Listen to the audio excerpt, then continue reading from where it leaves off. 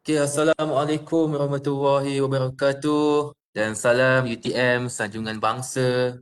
Saya ucapkan kepada tuan-tuan dan puan-puan yang mengikuti slot wacana ilmu pada hari ini. Diucapkan ribuan terima kasih kepada penceramah kita pada hari ini iaitu Cik Nurul Zahrawaini binti Muhammad Nordan atas kesudian beliau meluangkan masa untuk bersama kita pada petang ini melalui UTM Space Wacana Ilmu bersama alumni Siri 7 2021 dengan topik Cakna Kebajikan Sosial. Dan saya bacakan sedikit latar belakang Cik Waini iaitu alumni UTM iaitu beliau merupakan graduan Diploma Pengurusan 2000 graduan Diploma Pengurusan Teknologi 2019 pada UTM dan beliau kini bertugas sebagai pengarah Yayasan Kebajikan Negara iaitu YKN Zon Selatan. Dan menurut pengalaman beliau, beliau telah menceritakan bahawa beliau telah bertugas di YKN selama 5 tahun. Sedikit sebanyak pengalaman beliau akan dikongsikan dalam slot wacana ilmu kita pada petang ini. Dan suka saya ingatkan kepada tuan-tuan dan puan-puan yang mengikuti rancangan ini, boleh juga diikuti melalui dua platform iaitu melalui Webex dan juga FB Live UTM Space secara live. Dan juga saya ingatkan sekali lagi untuk sharekan butang UTM Space kita agar sama-sama kita dapat manfaat daripada perkongsian penceramah kita pada hari ini. Baiklah tuan-tuan dan puan-puan, kalau kita berada di luar sana ataupun kita berada dalam rumah, sama-samalah untuk saya ingatkan sekali lagi untuk diri saya dan tuan-tuan dan puan-puan untuk sama-sama menjaga SOP dan menjaga kebersihan diri anda bagi kita mengelakkan penularan wabak COVID-19 kita. Mudah-mudahan kita semua berada dalam keadaan yang sejahtera dan dirahmati Allah. Baiklah, sebelum saya mulakan sesi perkongsian kita pada hari ini, kita mulakan dahulu dengan bacaan umum kitab Al-Fatihah. Auzubillah minasyaitanir rajim. Ya.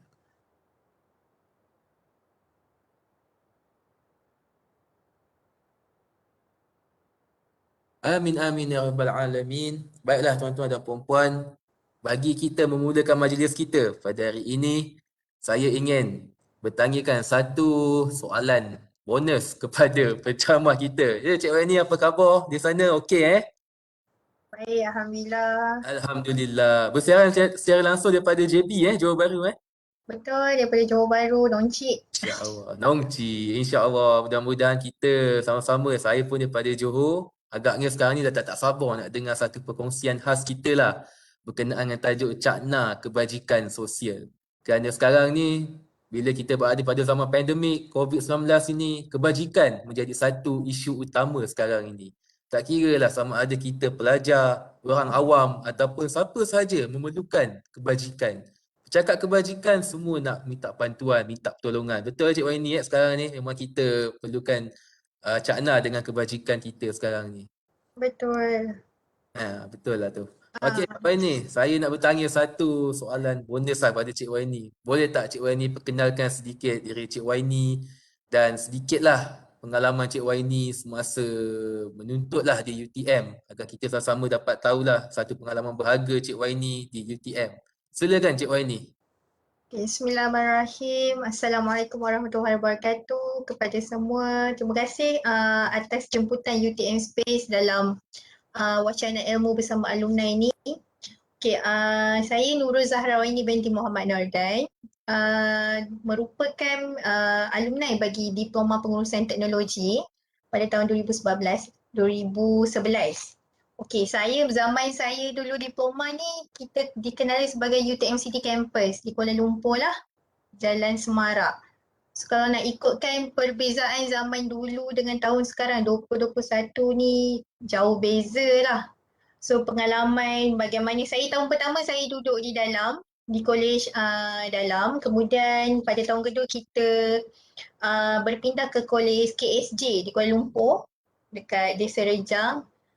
Pengalaman yang memang saya tak boleh nak lupakan kat UTM ni dibandingkan dengan saya belajar di universiti tempatan yang lain adalah semangat persahabatan dengan cara kami bersama-sama dalam menuntut ilmu masa zaman diploma.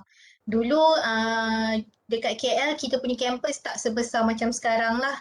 So kita semua uh, dalam kelas saya pun masa saya punya batch pun berbilang bangsa memang rapat kelas kami. So pengalaman yang paling tidak dapat dilupakan cara environment kita belajar. Benda ni yang saya tak boleh dapat lah dekat universiti lain.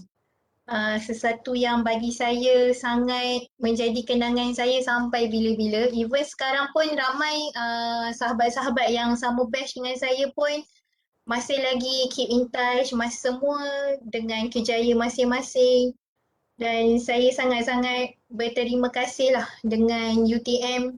Banyak yang saya belajar daripada segi pengalaman, daripada segi pengetahuan yang saya bawa sehingga saya belajar bekerja pada bidang saya sekarang ni. Sedikit sebanyak yang apa yang saya pelajari masa zaman saya diploma, banyak saya apply juga masa saya bekerja sekarang. Macam itulah Cik Zuhairi, saya pun dah lebih kurang 10 tahun lebih juga ni kita meninggalkan zaman kita diploma. So sedikit sebanyak itulah antara pengalaman yang environment lah, persekitaran pembelajaran dengan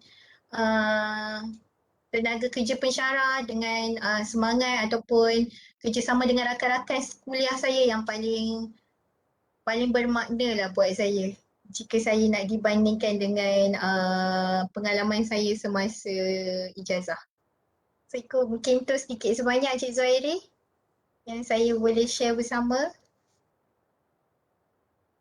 Terima kasih Cik Wani atas perkongsian berharga. 10 tahun dah meninggalkan tapi sudi Ya. meluangkan masa selama 1 jam pada petang ini. Itu satu penghargaan lah yang cemerlang saya boleh beri kepada Cik Wani pada petang ini. Okey, baiklah tuan-tuan dan puan-puan yang dimuliakan pada petang ini, saya sudi untuk beri apa peluang kepada tuan-tuan dan puan-puan untuk bertanya soalan sama ada melalui FB Live ataupun Webex. Boleh ajukan soalan anda di ruangan chat di Webex ataupun FB Live. Apa saja persoalan berkenaan kebajikan, berkenaan isu pandemik boleh diutarakan juga sebagai satu soalan. Mana yang soalan yang boleh saya angkat, saya akan angkatlah untuk Cik Waini sama-sama kongsikan. Okey, baiklah Cik Waini. Berdasarkan pengalaman Cik Waini. Cik Waini sebenarnya saya boleh dapat tahu dah 5 tahun ni berada dalam bidang sektor kebajikan ni betul tak? Okey, Betul-betul, lebih kurang. based on Cik Waini lah, Cik Waini sebagai seorang pengarah di YKN Zon Selatan ni, apakah pandangan Cik Waini lah berkenaan dengan pembangunan kebajikan di Malaysia? Memandangkan sekarang ni memang kita bercakap sehari-harian pasal kebajikan, especially sekarang ni zaman pandemik. Boleh Cik Waini kongsikan sikit berkenaan kebajikan ni? Okey. Okay, kalau kita nak tahu daripada aspek pembangunan kebajikan tu sendiri, dia ni kalau boleh dikatakan dia melingkupi, melengkaui aspek yang cukup besar sebab dia menggunakan perkataan pembangunan kebajikan. So pembangunan ni dia bukannya semata-mata kita lihat pada cara pertolongan daripada individu ke individu, pertolongan daripada institusi ke institusi, dia merangkumi keseluruhan. So kalau boleh saya katakan pembangunan kebajikan di Malaysia ketika ini terutama yang kita dapat lihatlah kesan-kesan yang dekat benda perkara-perkara yang kita perlu perbaiki daripada pelbagai aspek. Contohnya seperti apa salah satu usaha kerajaan yang kita lakukan sekarang ni adalah yang melibatkan Jabatan Kebajikan Masyarakat di mana pembangunan sosial kita ni masih berada pada tahap yang perlu diperbaiki iaitu caknanya itu bukannya datang daripada kerajaan sendiri malahan sedikit juga perhatian yang kita perlukan daripada masyarakat khususnya. Seperti yang berlaku sekarang di Malaysia ni kita nampak paling ketara yang sangat-sangat terkesan adalah mereka yang kehilangan punca pendapatan, sedikit sebanyak permulaan daripada punca pendapatan mereka terjejas, dia sedikit sebanyak mengganggu proses institusi kekeluargaan itu sendiri.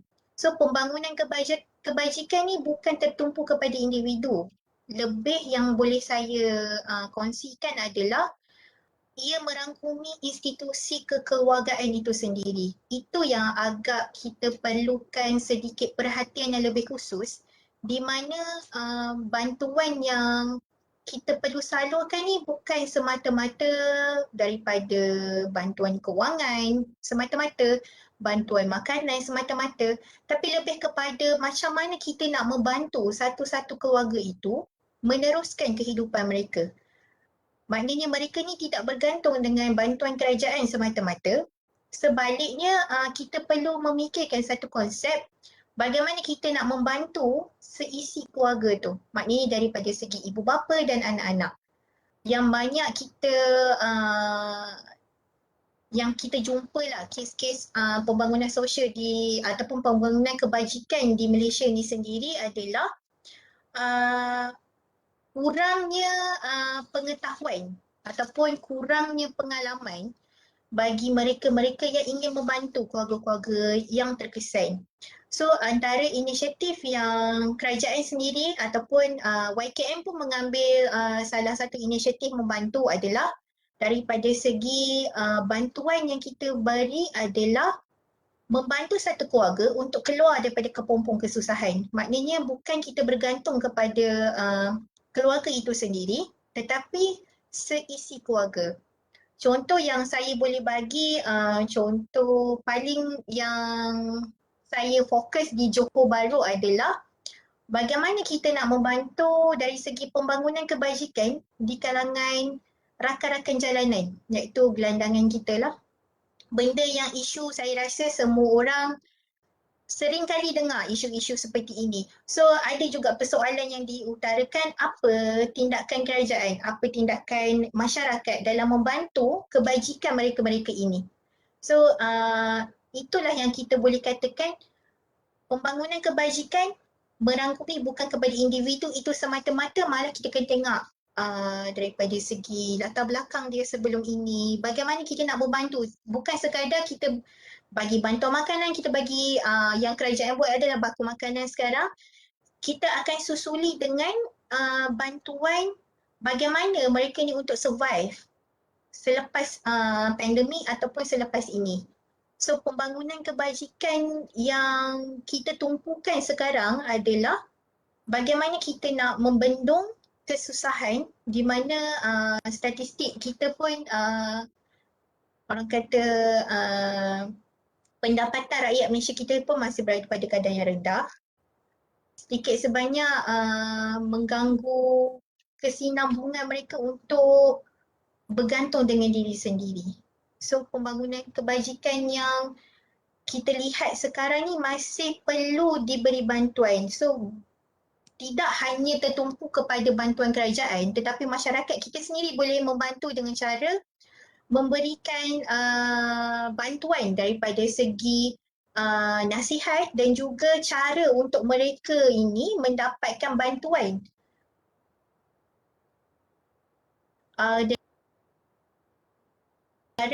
Itu antara sikit sebanyak yang saya boleh berikan sedikit pandangan lah pembangunan kebajikan, sebab kebajikan ni besar skop dia. Kebajikan ni bukan sekadar kepada kebajikan diri sendiri, kebajikan ni boleh juga merangkumi kepada kebajikan daripada segi institusi, daripada segi kekeluargaan, daripada segi kemasyarakatan. So benda-benda ni kita boleh panggilkan pembangunan sosial, iaitu melibatkan semua aspek di sekeliling kita. Terutama adalah yang paling memainkan peranan dalam pembangunan kebajikan ini adalah masyarakat sekeliling. Sebab kadang-kadang ada setengah kes kita yang di peringkat kerajaan ni tidak dapat sampai kepada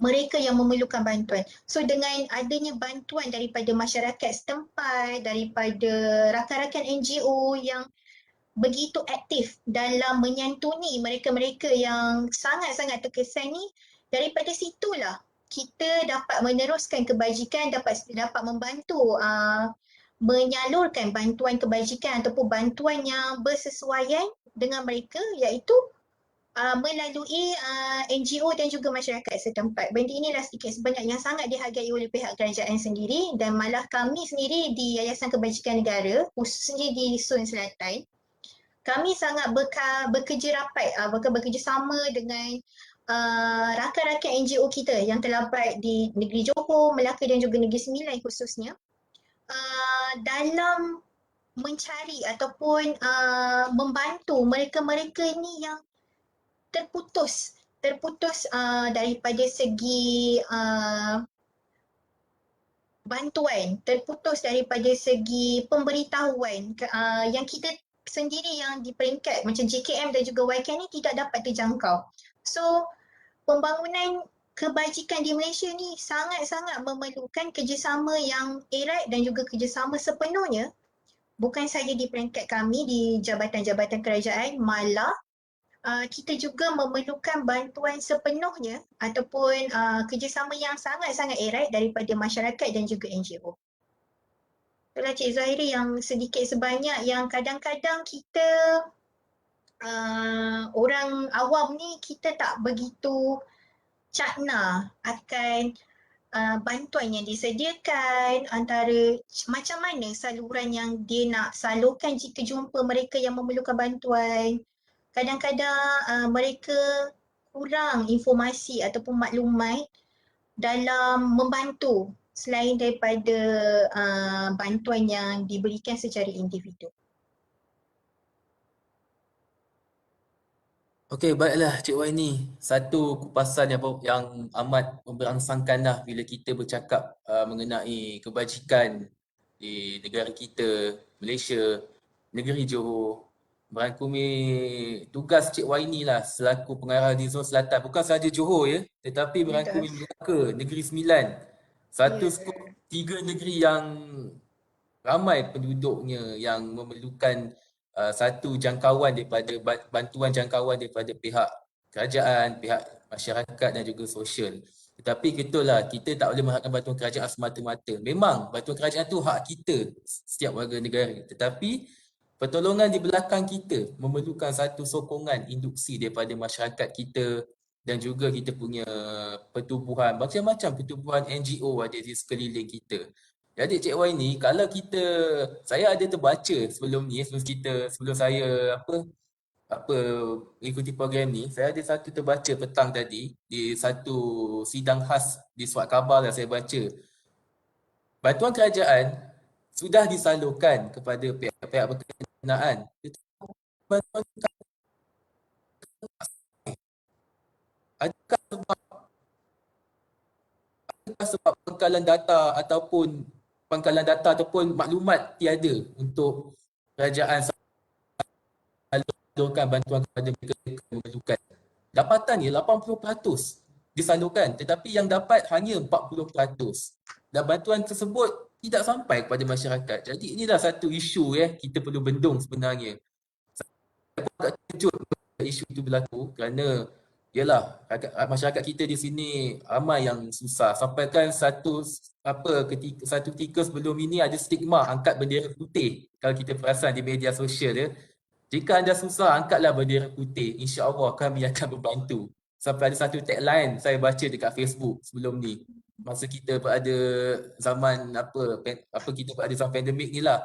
Jadi kalau bantuan ni kalau tak sampai, ia akan merencatkan lah orang kata pembangunan masyarakat kita. Betul Cik Wai? Panjang pula saya seloteh pagi petang ni. Pasal isu kebajikan ni satu isu yang seronok. Pasal kita semua terlibat dengan kebajikan. Bukannya orang kebajikan saja, bukannya kerajaan, bukannya JKM saja. Kita ni, setiap individu ni, kebajikan memang perlu ada dalam punya minda ni. Lagi pula sekarang ni, kalau kita buka media sosial, especially Facebook, IG kan, ada saja bantuan seharian daripada orang susah untuk kita bantu secara online. Lagi pula sekarang ni zaman pandemik, memang kita bantuan kita macam kita di universiti ni pun macam-macam bantuan ada untuk kita sediakan pada kita punya student pelajar-pelajar. Seperti tabung endowment, tabung kebajikan pelajar, COVID-19. Jadi itulah kita cakna kepada kebajikan sekeliling kita. Okay, baiklah Cik Waini. Satu lagi persoalan yang saya nak bertanya pada Cik Waini. Masyarakat kita ni, dia nak menyumbang, dia nak membantu masyarakat sekeliling. Tetapi dia tak tahu bagaimana cara yang terbaik ataupun bagaimana saluran dan info dan platform yang terbaik untuk bantu masyarakat sekeliling. Pasal kita bila bantu, nanti ada pihak lain persoalkan, awak atas pertubuhan apa, awak atas persatuan apa, pernah berlaku sebelum ni, pengalaman rakan-rakan saya yang lain. Dia bertanya pula cerita. Jadi kita nak bantu masyarakat dah terencat kat situ. Jadi berdasarkan pengalaman Cik Waini dalam YKN lah, bagaimana cara yang terbaik dan show Cik Waini untuk kita cakna dan kita bantu masyarakat kita sekeliling. Silakan Cik Waini. Okey, Cik Zuhairi. Saya nak ambil sedikit lah yang tadi apa mengenai uh, 80% sehingga 40% sahaja yang menerima bantuan ni. Okey, sedikit lah. Sebenarnya soalan ni hangat juga. Sering dipertanyakan, sering diperkatakan bukan di kalangan kami sendiri dan juga rakan-rakan NGO pun banyak sangat benda-benda ini berlaku. Terutama seketika bantuan bakul makanan yang diberikan kepada seluruh rakyat Malaysia yang terjejas lah. Okey, jawapan saya ni tidak memihak ke mana-mana pihak. Cuma daripada pengalaman saya sendiri turun padang, pengalaman kita turun sendiri. Maknanya kita daripada zaman PKP 1.0 sampailah sekarang, kami macam di pihak YKN sendiri, semua bantuan yang kita salurkan, terutama bantuan bakul makanan, kami sendiri yang edarkan. Kita tidak melibatkan orang ketiga. Kebanyakannya boleh katakan 80 ke 90% dijalankan sendiri oleh pihak YKN sendiri. Cuma beza ni dekat sini macam isu apa angkat bendera putih semua. Kita berlakunya satu benda yang di luar jangkaan seluruh orang. Seluruh masyarakat ni tidak pernah menjangkakan kita terpaksa berdepan dengan pandemik ni dalam jangka masa yang terlampau panjang. Dan begitu juga kecelaruan yang berlaku di pihak majikan yang mengakibatkan semua ni gulung tikar. Bila gulung tikar, kesannya kepada pekerja. Bila pekerja dah dibuang kerja, kesannya kepada keluarga. Bila tidak adanya bantuan, mungkin ada yang kata bantuan tidak sampai. Saya akui memang bakul-bakul yang telah diserahkan yang telah diberikan peruntukan oleh kerajaan, turut kita salurkan kepada NGO-NGO yang pernah orang kata memberikan kerjasama yang baik dengan kerajaan. Tapi di peringkat negeri Johor lah, saya tidak mengambil secara besar, saya ambil di kawasan saya sendirilah. Di Johor dan Melaka khususnya, kita menggunakan medium selain daripada kita sendiri yang menyantuni penerima-penerima ini, kita memang tidak dinafikan menggunakan khidmat rakan-rakan NGO untuk menyampaikan. So kalau daripada segi pangkalan data, kalau diikutkan JKM punya data adalah kita ambil daripada nama-nama penerima bantuan. So mungkin ada yang tercicir ini adalah mereka yang sebelum ini tidak pernah menerima sebarang bantuan daripada JKM. So dari segi database, kita memang tidak ada maklumat mereka. Tetapi disebabkan itulah kerajaan telah menubuhkan bilik gerakan khas COVID dan juga inisiatif yang disampaikan bagaimana rakyat boleh menghubungi bilik gerakan untuk memberikan maklumat supaya bantuan dapat disampaikan. Cuma bezanya kekangan yang berlaku mungkin daripada segi pertindihan maklumat ataupun penambahan maklumat yang terlalu banyak yang tidak dapat dikejar oleh pihak kerajaan sendiri. Kemudian disebabkan itulah mungkin ada statistik, saya pun tidak pasti sejauh mana kesahihan dapatan 40% sahaja yang dicapai. Sebab kalau diikutkan agihan bakul makanan lebih daripada 4 ke 5 kali fasa diserahkan kepada mereka-mereka yang terjejas. Cuma bezanya kita boleh fikir secara logik. Satu bantuan makanan iaitu bernilai RM100 untuk satu keluarga memang tidak boleh menampung keperluan keluarga itu sendiri lebih daripada 1 bulan. So disebabkan itulah ada kata-kata ataupun ada suara-suara yang mengatakan mereka tidak mendapat bantuan. Padahal bila kita semak ada kes-kes yang kita jumpa, mereka pernah dapat bantuan tapi cuma sekali ya. Jadi kita masih ada keluarga-keluarga lain yang memerlukan. Jadi kita akan meneruskan kepada mereka yang masih belum mendapatkan bantuan. Di peringkat YKN bagi mereka antara yang saya boleh kongsikan bersama bagi saluran-saluran macam yang Cik Zuhairi cakap tadi, bila disampaikan bantuan akan ditanya daripada pertubuhan mana, daripada jabatan mana. Kalau diikutkan pengalaman saya, kebanyakan yang berjalan di Melaka dan Johor sangat aktif oleh NGO. So kalau bagi mereka-mereka yang pernah memang menetap di Johor Bahru, mungkin agak familiar dengan Ihsan Johor, Aitasir, di mana mereka ni adalah salah satu NGO yang menggerakkan bantuan-bantuan kerajaan. So antara cadangan ataupun antara yang saya boleh kongsikan macam mana kita ni nak meneruskan ataupun nak menyumbang. Salah satunya kita memang yang saya selalu titik beratkan bersama korporat dan juga masyarakat yang sering berhubung dengan YKN adalah melalui NGO. Kita ada NGO yang setiap minggu mereka akan masuk ke kawasan-kawasan pedalaman. Malah kita ada juga kontak rapat dengan NGO-NGO yang mengambil kampung-kampung seperti di Mersing. Saya bagi contoh di Johor yang mudah untuk saya bagikan contoh.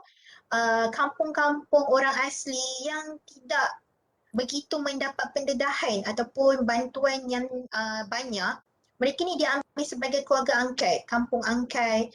So ada NGO ni memang dana yang diorang cari adalah secara mingguan ataupun bulanan.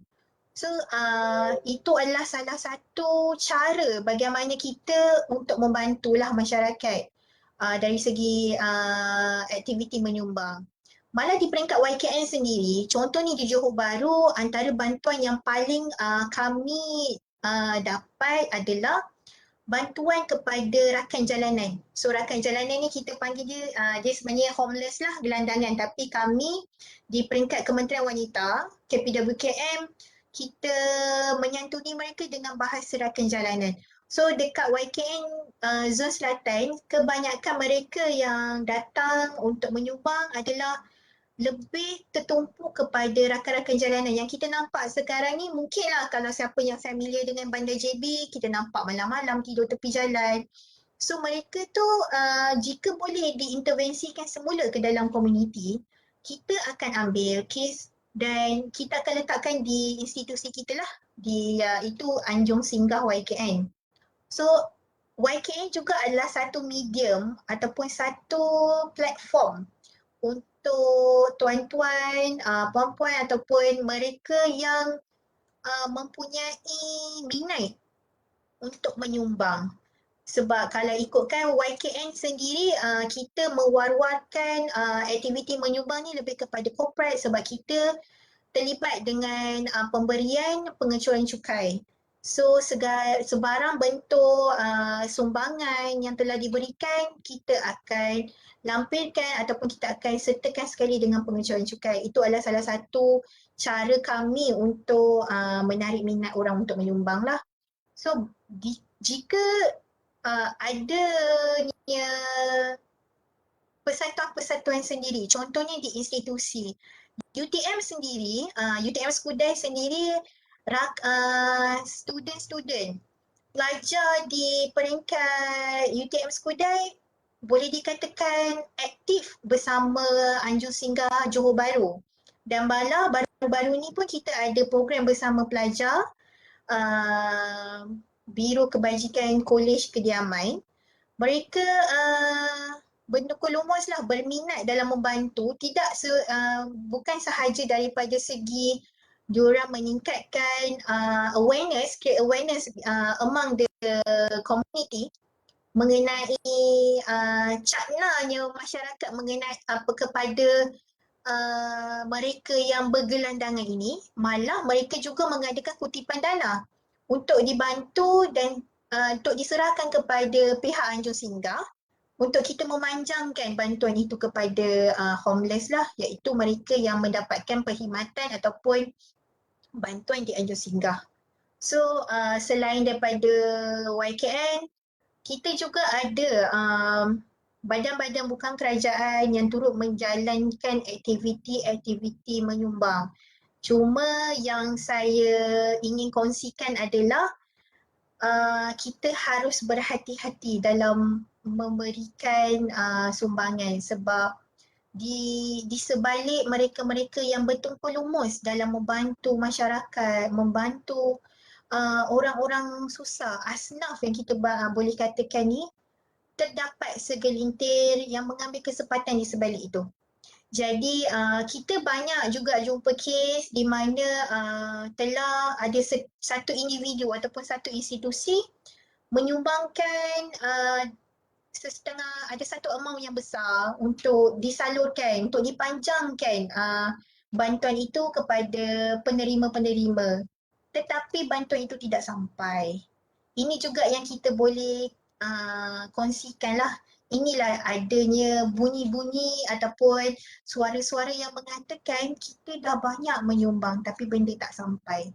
So disebabkan itu saya menyeru mereka-mereka ataupun tuan-tuan puan-puan yang betul-betul mempunyai niat untuk menyumbang, selidikilah latar belakang mereka yang menjalankan aktiviti penyumbangan ni. Sebab mungkin ada setengah memang kita nampak daripada segi promosi, daripada segi gambar-gambar yang diambil itu sangat-sangat menyayat hati, sangat-sangat menarik perhatian untuk kita salurkan bantuan kita, salurkan sumbangan kita. Tapi sebaik-baiknya boleh rujuk dengan agensi yang terlibat lah untuk kita kena pasti sama ada benar ke persatuan ini berdaftar dengan ROS, adakah benar persatuan ini mempunyai kebenaran sebab untuk makluman semua mungkin sekarang kita melalui fasa 2 dan kita tidak melalui fasa PKP, kita sekarang dah PPN. So dia punya pergerakan sekarang agak bebas. Dulu hanya NGO yang mendapat kelulusan daripada pegawai ataupun urus setia bencana negeri sahaja yang dibenarkan pergerakan bagi edaran sumbangan makanan ataupun edaran sumbangan kepada mereka-mereka yang terkesan.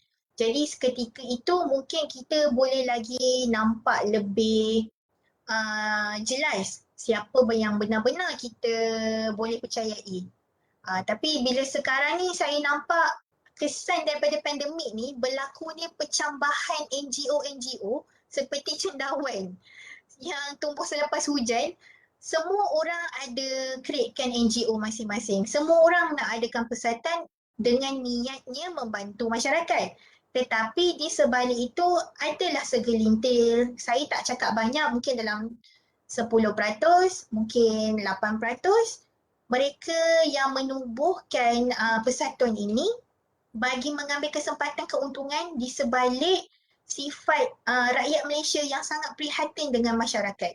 So itulah yang sedikit sebanyak yang kita sendiri di kerajaan sangat menitik beratkan dan sering memberikan peringatan untuk sama-sama berhati-hati dalam kita memberikan bantuan. Kalau diikutkan daripada segi kebajikan sosial ni, kita boleh lihat rakyat Malaysia semakin cakna akan keperluan kebajikan sosial itu sendiri di kalangan rakyat kita dan juga masyarakat. Itu adalah salah satu yang kita jelas nampak hasil daripada ataupun hikmahnya di sebalik pandemik yang berlaku yang melanda negara kita.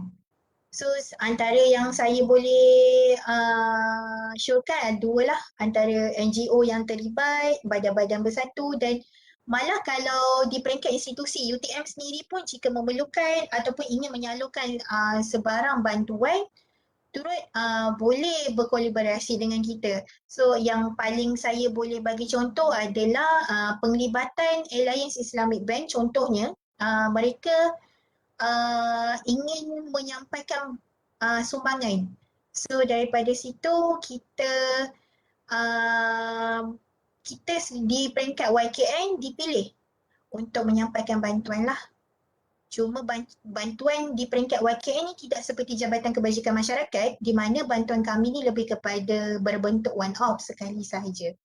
Cuma kita akan ada tindakan susulan bagi membantu tindakan yang seterusnya kita dapat membantu sebab makanan dan duit bukan penyelesaian masalah kepada kebajikan yang melanda masyarakat kita sekarang. That's why di Anjung Singgah kami menitik beratkan intervensi. Intervensi yang boleh dilakukan kepada mereka yang terkesan ini untuk kita kembalikan semula ke dalam komuniti, which is kita bagi bantuan makanan, kita bagi dia bantuan duit, kemudian kita akan mencari peluang-peluang pekerjaan yang kita boleh berikan supaya mereka ini boleh berdikari sendiri. Sebab tu kita pun ada program dengan Pekeso. So daripada yang soalan Cik Zuhairi tadi, saya rasa saya dah menjawab antara saluran yang kita boleh, yang boleh saya syorkan lah untuk masyarakat kita ni meneruskan niat menyumbang supaya saya rasa daripada segi cakna akan kebajikan sosial ni sangat jelas sekarang. Masyarakat sangat-sangat cakna akan keperluan malah bantuan itu sendiri jika tidak disalurkan kepada pertubuhan.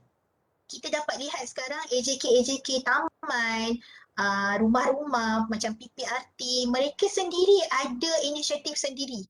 Inisiatif di bawah Persatuan Penduduk untuk membantu mereka yang berada dalam lingkungan mereka dahulu. Sebab sebenarnya satu sahaja yang kita perlu laksanakan. Kita tidak perlu memandang sehingga ke luar negara. Kita tidak perlu memandang sehingga yang jauh-jauh. Kita bermula dengan skop radius yang kecil. Bermula daripada membantu keluarga, membantu adik-beradik, membantu saudara mara dan kemudian kita membantu kepada mereka yang berdekatan dengan kita, perjiranan kita. Itu bagi saya itu lebih dapat membantu dalam menjamin ataupun kebajikan sosial ini disampaikan tepat pada sasarannya, tepat pada mereka yang memerlukan. Okey, Cik Zuhairi. Baiklah Cik Wani, menarik sungguh pandangan Cik Wani berkenaan berkenai kebajikan ni. Bagaimana kita nak menyalurkan kepada masyarakat kita, macam mana caranya show ya. Show dia memang kita ambil kira sebagai satu show yang amat baik daripada Cik Wani ya. Pasal kita sekarang ni, masyarakat kita, saya rasa dah cakna berkenaan kebajikan ni. Cuma kadang nak menyalurkan, nak menyumbang tu tak ada masalah. RM1 tiada masalah saya rasa bagi masyarakat kita. Tetapi cara tu kadang masyarakat kita kadang tidak mengetahui. Walaupun di media sosial banyak diuak-uakkan, tapi mereka sebenarnya takut dan gusar kerana takut itu adalah satu penipuan ataupun tidak benar. Dan sebagai satu institusi kerajaan, inilah satu saluran yang orang kata soheh dan sah melalui JKM ataupun YKN, NGO-NGO yang berdaftar ya Cik Wani yang berdaftar dan juga daripada ada pengesahan lah. So Cik Wani, saya ada satu persoalan bonus kepada Cik Wani daripada netizen kita lah, masyarakat kita bertanya satu soalan. Bagaimana untuk kita menyumbang? Kita nak buat satu sumbangan kepada masyarakat, tetapi adakah itu satu kesalahan kerana kita bukan pertubuhan ataupun NGO? Adakah itu dibenarkan dalam negara kita dan negeri Johor ini? Silakan Cik Wani. Macam sensasi sikit soalan dia. Okey. Okey, kalau ikutkan apa yang seperti yang kita sering kali war-warkan kepada mereka-mereka yang datang kepada kita, mereka yang ingin menyumbangkan, saya rasa benda ni acap kalilah kita dengar sebarang bantuan yang hendak diserahkan jika tidak melalui saluran kerajaan ataupun ingin bergerak sendiri, pertama sekali perlu mematuhi pematuhan SOP lah. Yang kita selalu ada masalah ni adalah yang kita nampak, yang ni sendirilah melalui pengalaman, niatnya memang kita nak membantu tapi cara kita sekarang ni tidak bersesuaian sebab kita tidak berada pada zaman sebelum pandemik di mana bila turun satu rumah datangnya sampai 20 orang. So sekarang ni bagi saya tidak menjadi sebarang kesalahan untuk kita membantu mereka-mereka ini. Cumanya berbeza dengan cara kami di peringkat agensi kerajaan, kita ada cara bagaimana kita mengenal pasti kes-kes yang memerlukan bantuan.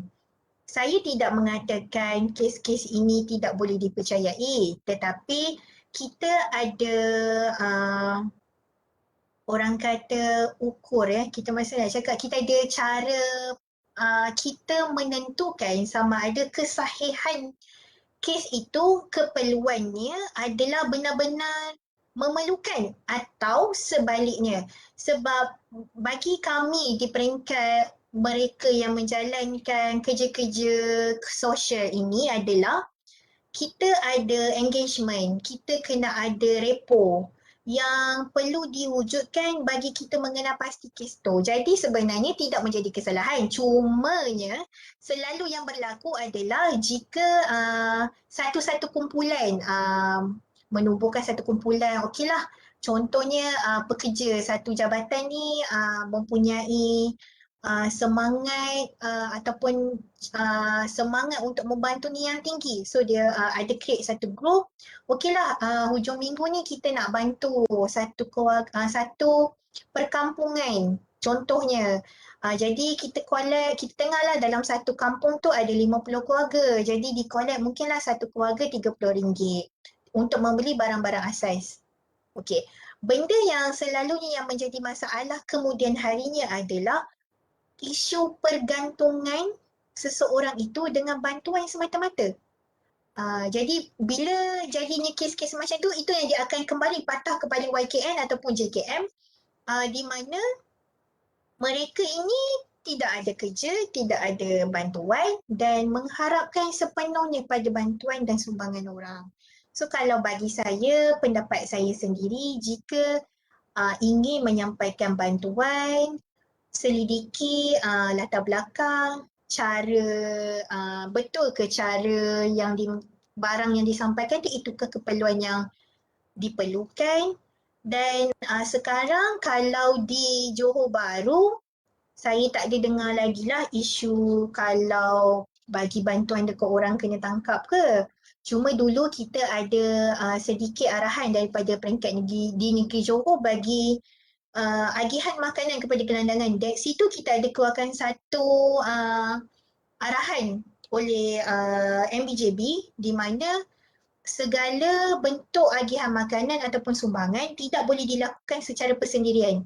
Haruslah melalui agensi ataupun haruslah melalui mereka yang telah dilantik bagi pengedaran makanan. Itu antara salah satu yang memang ada denda lah kalau kita buat, kalau enforcement nampak dan tahan. Tapi daripada segi bantuan lain, NGO-NGO yang kecil ke yang besar ataupun grup-grup kecil yang memberi bantuan ni tidak menjadi sebarang masalah. Selagi menjaga pematuhan SOP iaitu tidak ramai, tidak memberikan kawasan yang agak sempit dan crowded, InsyaAllah setahu saya masih belum ada lagi lah kesalahan jika sumbangan itu diserahkan. Itulah Cik Zuhairi. Saya rasa ada jugalah kot kadang-kadang ni dimomokkan lah. Ada setengah orang ni dimomokkan kata kalau bagi bantuan nanti kadang polis datang, polis tahan. Jadi apa yang saya boleh syorkan adalah adanya NGO ataupun rakan-rakan yang pernah berhubung dengan NGO yang mungkin tidak biasa memberikan bantuan, boleh berhubung dengan pihak JKM di peringkat negeri ataupun daerah dan juga unit bantuan bencana iaitu di pejabat daerah lah. Di setiap daerah yang terlibat di dalam negeri, tak kisah di negeri Johor maupun di negeri yang lain, sekadar makluman. So itu sedikit sebanyak adalah cara yang betul untuk kita menyampaikan bantuan, iaitu dengan memberitahu ataupun memberi makluman kepada mereka yang terlibat akan pergerakan penyumbangan. So itu antara yang saya boleh cadangkan jika ada mereka-mereka yang berminat untuk menyampaikan sumbangan tapi risau akan isu boleh ke, tak boleh ke, ada kelusan ke tidak. Jadi saya memberikan cadangan one of the way yang selamat adalah dengan memaklumkan kepada pihak bencana lah, unit bencana di bawah pejabat daerah dan juga makluman kepada JKM di setiap daerah yang terlibat. Okey, terima kasih Cik Wani atas jawapan yang diberikan.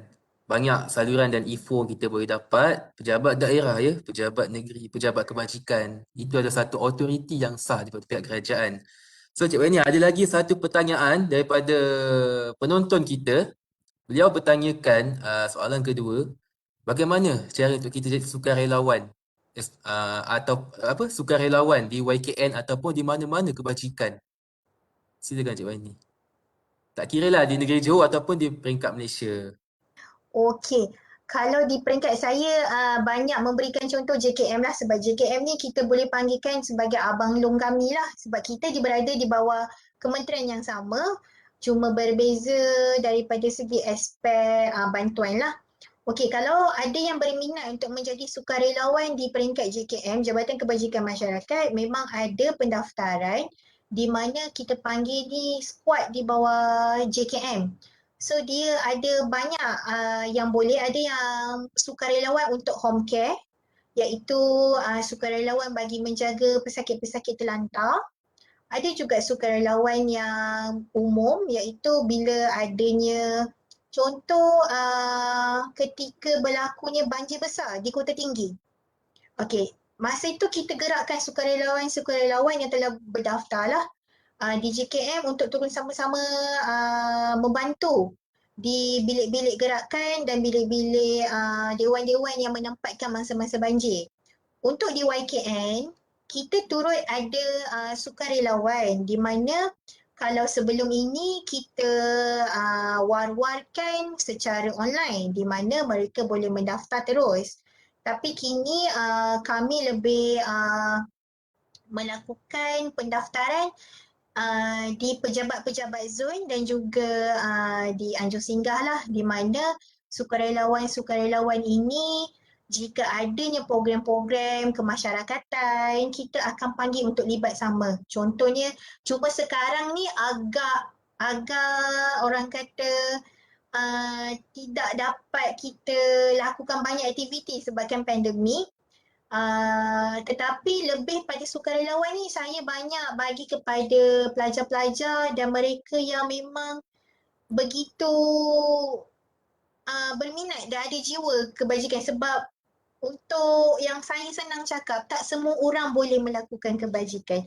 Tak semua orang ada minat untuk melakukan kebajikan, sebab kita faham kebajikan memang secara percuma lah, kita tiada ada sebarang pembayaran yang kita akan lakukan. Tapi yang saya boleh bagi cadangan, kalau pelajar-pelajar yang berminat maupun mungkin pensyarah ataupun kaki tangan di UTM yang memerlukan aktiviti luar sebagai one of the added value, saya mencadangkan untuk join the team NGO yang mana mereka ni memang NGO yang sepenuh masa melakukan aktiviti, bukan sahaja aktiviti serahan penyumbang ni, tapi mereka juga ada aktiviti harian seperti Ihsan Johor, Air Kasih. Itu adalah salah satu orang kata yang mempunyai pusat setiap hari mereka menyalurkan bantuan. So JKM boleh secara online, YKN juga boleh. Malah siapa yang berada di Johor Bahru mungkin boleh join, boleh datang tengok kami di pejabat Anjung Singgah kita. Mungkin ada yang tak pernah dengar mengenai Anjung Singgah.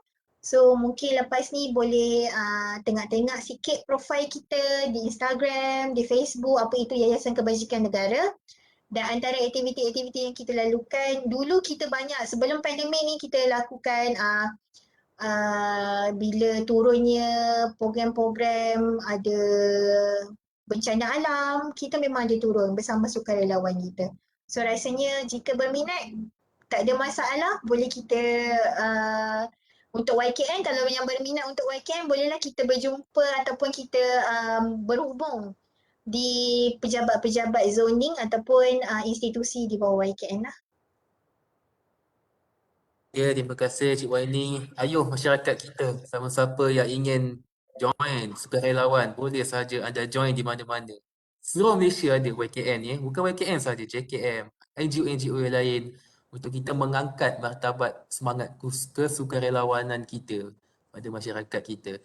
Okay, baiklah Cik Waini, saya rasa ni mungkin soalan terakhir lah saya ambil untuk Cik Waini berikan pendapat lah dan pandangan. Sahabat kita bertanya, di WeChat di chat Webex ni, apa pendapat Cik Waini tentang sumbangan ke luar negara? Maksudnya sumbangan ke luar lah, luar Malaysia lah. Seperti kita nak buat saluran air, jambatan atau sebagainya. Wajar ke kita punya pihak berkuasa, iaitu pihak kerajaan lah, untuk memberi lesen atau autoriti untuk saluran kewangan kita ni sampai kepada NGO-NGO yang ada kat luar pangkalan Malaysia ni? Ini salah satu isu hangat sebenarnya kalau kita boleh kaitkan dengan yang berlaku sekarang kan di Malaysia. Okay, cuma soalan ni adalah contohnya apa? Saluran air, jambatan dan bahagian. Okey, untuk makluman semua, mungkin ramai yang tidak tahu. Kita mungkin nampak sumbangan daripada negara kita ke negara-negara luar, negara ketiga dalam membantu mereka membuat saluran air lah, jambatan dan perkara-perkara lain. Tapi tanpa kita sedar, kita juga ada juga NGO negara kita sendiri mendapat bantuan daripada negara luar. Benda ni selalunya tidak diwar-warkan ataupun mungkin tidak secara meluas. Contoh antara bantuan YKN juga adalah salah satu platform di kerajaan yang menerima dana daripada luar bagi membantu rakyat-rakyat di Malaysia. Contohnya yang saya boleh share adalah boleh katakan 2 tahun sebelum pandemik, kita memang mendapat bantuan sumbangan daripada Qatar bagi membantu keluarga-keluarga asnaf semasa bulan Ramadan. So 2 tahun berturut-turut, setiap zon mendapat sejumlah bantuan. Tidak banyak, tapi bagi saya, kami merangkumi satu Malaysia. So bantuan bakul-bakul makanan kami edarkan daripada dulu lagi, sebelum pandemik lagi. So itu kita mendapat bantuan daripada luar. So kalau daripada soalan ni, wajar ke pihak berkuasa memberi lesen untuk kita menyalurkan wang keluar? Bagi saya, selagi benda itu dilakukan secara telus dan untuk penyaluran wang keluar bukanlah perkara yang mudah.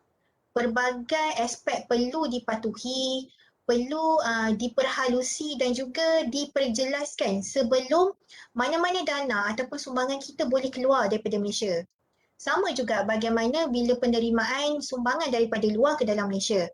So kalau mungkin yang pernah saya rasa ada yang dengar yang jadi isu dulu masa kes Rohingya, saya boleh kongsikan di mana rakyat bising mengatakan rakyat kita sendiri di Malaysia tidak yang susah, tidak dibantu tapi kita membantu orang keluar. Jadi bagi pendapat saya, this is what we call win-win situation. Cuma bezanya banyak yang kita salurkan dekat luar lebih dipertengahkan ke dalam media sosial. Tapi sumbangan yang kita terima dari luar untuk membantu rakyat Malaysia kita sendiri dekat Malaysia tidak banyak digembar-gemburkan. So sebenarnya apa yang kita memberi kepada negara lain, dalam masa yang sama ada juga sumbangan daripada negara luar kepada negara kita. So bagi saya tidak menjadi sebarang masalah. That's why kerajaan sendiri membenarkan penyumbangan ini dilaksanakan. Tapi haruslah mengikuti terma-terma dan syarat-syarat yang telah ditetapkan oleh pihak kerajaan sendiri, iaitu daripada segi dokumentasi, daripada segi transaksi, benda itu harus transparent. So bagi saya tidak menjadi sebarang masalah. Okey, mungkin harap saya punya jawapan tu dapat membantulah sedikit.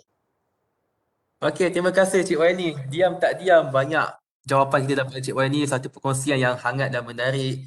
Mudah-mudahan ilmu kita dapat pada hari ini bersama Cik Waini mendapat mencambahkan kita punya minda. Dan saya pun terima kasih pada Cik Waini kerana memberikan saya satu ilmu baru. Kita tak sebut gelandangan, kita sebut rakan jalanan. Itulah satu ilmu baru yang saya dapat pada hari ini. So selepas ni kalau saya jumpa sahabat-sahabat kita di tepi gelandangan kita, saya tak akan sebut gelandangan lagi. Saya akan sebut rakan jalanan. InsyaAllah Cik Waidi. Satu ilmu yang baru. Okay Cik Waidi, sebelum saya mengakhiri lah, biar tak diam, lagi 4 minit nampaknya kita nak ke jam 4 petang ke penghujung rancangan kita pada petang ini. So saya nak minta Cik Waidi lah berikanlah satu kata-kata akhir penutup kita lah pada petang ini. Agar kita warga-warga di kampus ini, di UTM Space dapat sama-sama memanfaatkanlah mengenai isu kita pada hari ini. Silakan Cik Waini. Okey, daripada apa yang saya boleh rangkumkan mengenai kebajikan sosial ataupun kerja sosial ni sendiri, saya harap kita harus sama-sama membantu tanpa mengira bangsa, tanpa mengira agama, dan yang paling penting adalah tanpa mengira sebarang jurang pendapatan dan juga jurang pendapat. Kebanyakan kita ni yang kurang cakna akan kebajikan sosial ni seringkali terikat dengan persepsi sendiri. So bagi saya, bantuan yang kita salurkan ini biarlah kita lakukan dengan cara ikhlas. Sebaliknya itu antara kita dengan Tuhan ataupun penerima dengan Tuhan. Yang penting niat kita dalam membantu ni bukan saja sekadar membantu untuk melepaskan dia pada satu ketika sahaja. Tapi bantuan yang kita kena bantu ini lebih kepada menyeluruh. Maksudnya dekat sini saya harap dengan keadaan kita pandemik yang sekarang, selain daripada bantuan kewangan, bantuan daripada segi support, daripada segi mental health, benda yang kita tak nampak dengan mata kasar. Benda ni yang saya harap, yang saya dapat berikan sedikit kesedaran kepada masyarakat kita betapa perlunya sokongan moral dan juga semangat kepada mereka-mereka yang terkesan. Sekarang ni kita boleh rangkumkan bukan sahaja golongan B40 yang terkesan, malah mereka yang berada pada golongan T20, M40, mereka ini lebih terjejas daripada segi semangat dan mental. So antara yang saya boleh titipkan bersama iaitu salinglah kita bekerjasama dan berganding bahu dalam membantu mereka-mereka yang memerlukan tanpa kita melihat daripada segi luarannya, sebab kita tidak tahu apa kesusahan yang mereka lalui.